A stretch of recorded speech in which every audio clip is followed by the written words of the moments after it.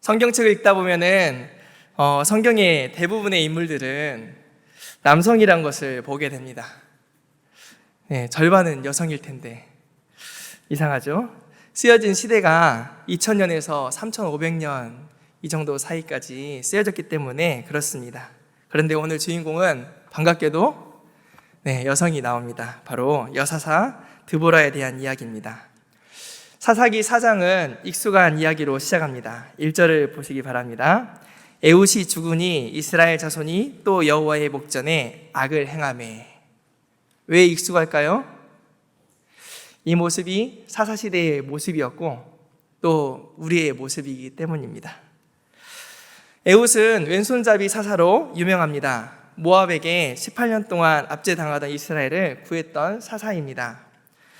에훗이 살아있는 동안 이스라엘에 에훗은 선한 영향력을 끼쳤던 모양입니다. 그렇기 때문에 오늘 말씀에 보니 에훗이 죽으니 이스라엘이 하나님께 악을 행하였다고 말합니다. 그런데 거기에 한 글자가 붙어 있죠. 뭐라고 하나요? 또 여호와의 목전에 악을 행했다고 합니다. 다시 예전의 영적 상태로 돌아갔다는 말입니다. 예전에는 어땠습니까? 창세기 1장부터 3장까지 보면은 계속해서 나오는 이야기인데 3장 7절에 이스라엘 자손이 여호와의 목전에 행했던 악이 있습니다. 그것이 무엇이냐면 자기들의 하나님 여호와를 잊어버리고 바알과 아세라 같은 우상을 섬긴 것입니다. 사사기에 보면은 이스라엘이 하나님께 악을 행했던 것을 보면은 우상 숭배를 주로 행했는데 그 뿌리에는 뭐가 있냐면 먼저는 하나님의 말씀하신 대로 행하지 않았던 것이 있습니다. 그것이 무엇이냐면 하나님께서 가나안 땅에 들어가거든 가나안 민족들을 어떻게 하라고 했죠? 다 쫓아내버리라. 그런데 쫓아냈을까요? 안 쫓아냈을까요? 네, 안 쫓아냈습니다. 그래서 하나님께서는 뭐라고 했냐면 그들이 옆구리에 가시가 되고 그들의 신은 이스라엘의 올무가 될 것이다. 이렇게 말씀하셨습니다. 끊어버려야 될 것은 끊어야 되고 버려야 될 것은 과감하게 해야 되는데 그렇게 하지를 못했습니다. 결단이라고 하지 않습니까? 여러분 우상 숭배가 좋은 것입니까? 안 좋은 것입니까? 네, 안 좋은 것이에요. 나도 알고 너도 알고 우리 모두 다 아는 것인데 그것을 거시기하게 계속 반복한 것입니다. 하나님보다 사랑하고 의지하고 그런 것들을 만들고 그 앞에 엎드려 절하는 이스라엘 백성, 이들에게 우상 숭배는 고질병과 같은 것이었습니다. 우리에게는 그런 것들이 있지 않습니까? 더 이상 나는 이제 불평 원망을 하지 않으리라. 은혜 충만할 때는 이렇게 고백하고 나는 늘 감사만 넘치는 입술을 가져야겠다. 하지만 여러분 불평 원망 합니까? 안 합니까? 늘 넘어집니다. 제가 그렇습니다. 이것뿐이겠습니까? 잠언에는 보면은 개가 그 토한 것을 도로 먹는 것 같이 미련한 자는 그 미련한 것을 거듭 행하느니라 라는 말씀이 있는데 여러분은 미련한 자입니까? 지혜로운 자입니까? 미련한 자가 아닙니까? 끊을 것은 끊고 버려야 될 것은 버려야 합니다. 내가 그리스도와 함께 십자가에 못 박혀 죽었다고 말하면서도 옛사람을 다시 붙잡는 것은 죽은 시체를 다시 찾는 것이나 다름없습니다. 그래서 우리는 늘 결단해야 합니다. 그런데 이스라엘은 결단하지 못했습니다. 그러자 하나님은 자기 백성을 파십니다. 가나안 왕 야빈의 손에 그들을 파십니다. 여러분 사랑의 반대말이 무엇입니까? 네, 다 아시지 않습니까? 무관심. 하나님은 그들을 사랑하기 때문에 가만히 내버려 둔 것이 아니라 매를 드셨습니다. 야빈은 하솔에서 통치를 하고 있었는데 3절에 보면은 철병거, 그 당시 철병거면은 엄청난 것이었습니다. 총 갖고 싸우는데 탱크가 나타나는 거나 다름이 없는 것입니다. 근데 철병거가 몇 대였냐면 900대였습니다. 당시의 철병거는 전쟁에서 쓸 수 있는 가장 강력한 무기였습니다. 당시에 애굽에서는 철병거가 1200대였다고 합니다. 그러니까 엄청 그 가나안 땅에 엄청 많은 철병거가 있었던 것입니다. 이스라엘은 이길 수 있었겠습니까? 없었겠습니까? 없었습니다. 야빈은 철병거라는 엄청난 무기를 가지고 20년 동안이나 이스라엘 자손을 학대했습니다. 여기서 학대란 말은 비틀어 짠다는 말입니다. 포도주를 만들 때 발로 막 밟고 꽉꽉 짜는 것처럼 이스라엘을 아주 밟아버리는 것처럼 학대했다는 뜻입니다. 그렇게 학대를 받으니까 이스라엘은 하나님께 부르짖습니다. 큰 어려움을 당하니까 그제서야 하나님을 찾은 것입니다. 우리도 그렇지 않습니까, 여러분? 잘 나갈 때 하나님 찾습니까? 아니면 힘들고 어려울 때 하나님 찾습니까? 기쁠 때나 슬플 때나 하나님 찾으시는 우리 신안의 모든 성도님들 되시기 바랍니다. 어려울 때만 주님의 얼굴 바라보는 것이 아니라 평안할 때도 돌보시는 그 하나님을 찾으시기 바랍니다. 하지만 하나님은 우리의 성정을 잘 알고 계십니다. 우리가 힘들 때 다시 찾을 것을 알고 계셔서 그런지 하나님께서는 하나님을 부르짖기를 간절히 원하셨습니다. 우리 인간들은 아주 고집이 셉니다. 그런데 우리 고집이 셀까요? 하나님의 고집이 셀까요? 내 고집은 하나님도 못 꺾어. 그런 분이 있을지 모릅니다. 그런데 하나님은 우리보다 훨씬 더 고집이 세십니다. 우리가 하나님을 바꿀 수 있겠습니까? 하나님께서는 뜻을 어지간해서는 꺾으시지 않습니다. 그래서 지혜로운 자는 내 고집을 빨리 꺾는 자가 지혜로운 자입니다. 빨리 하나님 앞에 엎드려야 되고 빨리 부르짖는 자리로 나아가야 지혜로운 자입니다. 이스라엘이 하나님께 부르짖자 하나님은 사람을 예비하셨습니다. 그 사람은 바로 드보라입니다. 4절을 보면 랍비도세 아내 여선지자 드보라라고 소개합니다. 랍비돗은 유명한 사람이 아니었습니다. 누구인지 성경에는 나오지도 않습니다. 드보라는 그냥 평범한 여자였던 것 같습니다. 그런데 하나님께서는 전혀 유명하지도 않은 이 랍비돗의 아내 드보라를 선지자로 사사로 사용하십니다. 당시의 여자는 사회에서 인정받지 못하던 부류였습니다. 하나님은 그런 사람들은 보지도 않던, 쳐다보지도 않던 그 여자를 사용하십니다. 하나님께서는 때로는 소모는 막대기도 사용하시고 나귀 턱뼈도 사용하시는 분입니다. 하나님 손에 붙들리면은 그 사람은 쓰임받게 되는 것입니다. 나는 부족한데, 난 모자란데 이러면서 사역의 자리를 내려놓으시려는 분이 혹시 계십니까? 하나님께서는 어느 누구나 사용하실 수 있는 분이십니다. 또한 하나님께서는 여러분 한 사람을 누구보다도 귀하게 여기십니다. 그 하나님 앞에 하나님 제가 여기 있으니 저를 사용하여 주옵소서 내어 맡기시는 여러분들 되시기 바랍니다. 그런데 보니 드보라는 종려나무 아래에 거주하였다고 합니다. 종려나무는 척박한 땅에서도 잘 자랍니다. 조건이 나빠도 잎이 청청하게 자라기 때문에 생명과 번영의 상징으로 여겨졌습니다. 그래서 종려나무 같은 사람이다 이렇게 말하면은 그 사람은 어떤 사람이라 여기냐면 폭력과 부패가 일상인 세상 속에서도 올곧게 살아가려고 하는, 정의롭게 살아가려는 그 사람을 상징하고 있습니다. 그래서 오늘 말씀에 보면은 종려나무 앞에 뭐라고 써 있나요? 드보라의 종려나무 앞에 사람들이 재판하러 나왔다고 합니다. 드보라는 그 종려나무 아래에 거주하면서 이스라엘 사람들을 정의롭게 올곧게 재판하였습니다. 사사라는 말이 사실 판관, 재판관이라고 번역할 수 있는데 사사기의 사사들 중에서 재판관 일을 한 사람은 사실 드보라가 거의 유일합니다. 여러분, 드보라가 하나님의 말씀을 받았는데 아주 힘이 슈퍼맨처럼 원더우먼처럼 초인이었겠습니까? 아닙니다. 드보라는 단지 하나님의 말씀에 귀를 기울이고 하나님의 뜻대로 살려고 했던 자였고, 또 그 말씀을 선지자답게 백성들에게 전하는 자였습니다.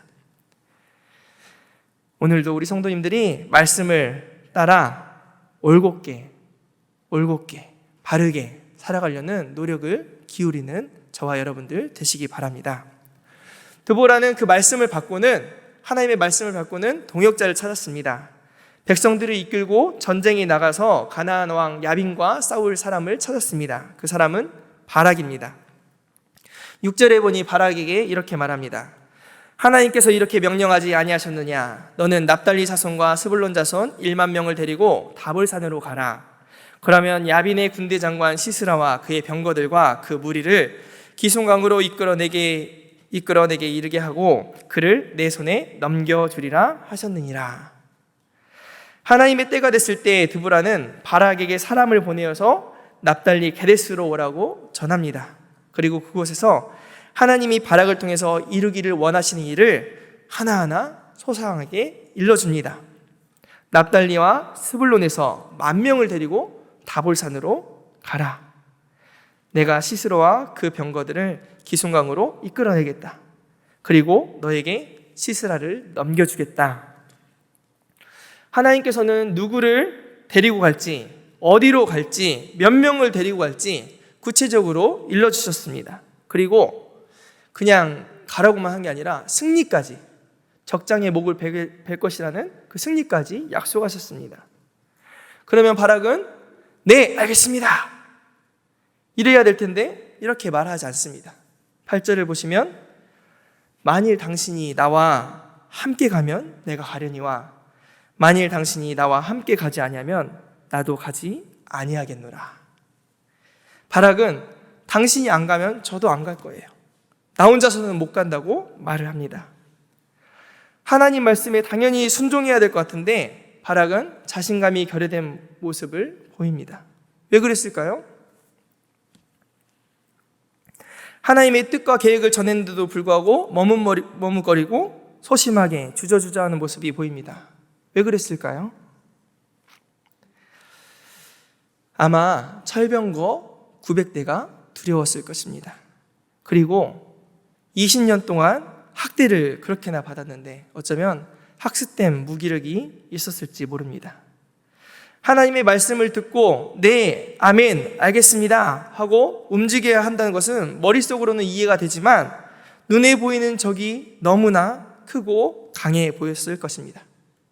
그래서 그는 조건부 순종을 합니다. 당신이 가면 제가 가겠습니다. 여러분, 바락은 무능한 사람이었을까요? 아닙니다. 바락이 스불론과 납달리에서 사람들을 부르니까 정말 10,000명이나 되는 사람들이 바락을 쫓아왔습니다. 바락을 따라서 게데스로 가게 되었습니다. 아마 바락은 그 지역에서 꽤나 유명한 사람이었을 것입니다. 능력 있는 사람이었습니다. 그러니까 10,000명이나 따라왔죠. 그런데 그는 하나님만 의지해서 전쟁터로 나가는 것은 못하겠다는 것입니다. 적이 더 커 보였기 때문에. 그래서 당신이 나와 함께 가시면 내가 가고 당신이 안 가면 저도 못 갑니다 하면서 뒤로 숨어버립니다. 이 일의 결과가 어떻게 되었습니까? 드보라는 9절에 말합니다.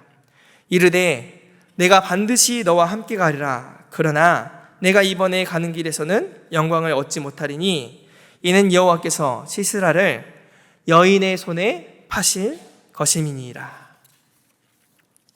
너가 만약에 혼자 백성들을 이끌고 나갔다면은 너가 영광을 차지했을 것인데 내가 만약에 너와 같이 가면은 다른 여인이 공을 찾을 것이다. 적장 시스라를 찾는 영예를 놓치게 될 것이라고 드보라는 말합니다. 하지만 결국 드보라는 이 바락과 함께 다볼산으로 올라갑니다. 하나님의 전쟁 계획은 이렇습니다. 시스라 장군이 이끄는 가나안 군대는 철병거를 가지고 있습니다. 철병거는 평지에서 유리할까요? 산에서 유리할까요? 여러분, 탱크가 산에서 유리할까요? 아니면 들에서 유리할까요? 들에서 유리하죠. 드넓은 개활지에서 유리합니다. 그런데 이들은 자기들이 유리한 고지로 올라갑니다. 산에 올라가면은 가나안 철병거는 어디에 모이게 될까요? 산 아래 모이게 되는 것입니다. 그런데 그 앞에는 기손강이 있었습니다. 이 기손강은 말이 강이지 이스라엘은 와디라는 것이 있습니다. 와디는 건기에는 강이 있었나 할 정도로 찾아보기 힘든 그런 골짜기 같은 것이고, 비가 왔다면 그것이 엄청 불어나서 강이 되어버리는 것입니다. 그것이 와디입니다. 그런데 하나님께서 일하기 시작합니다.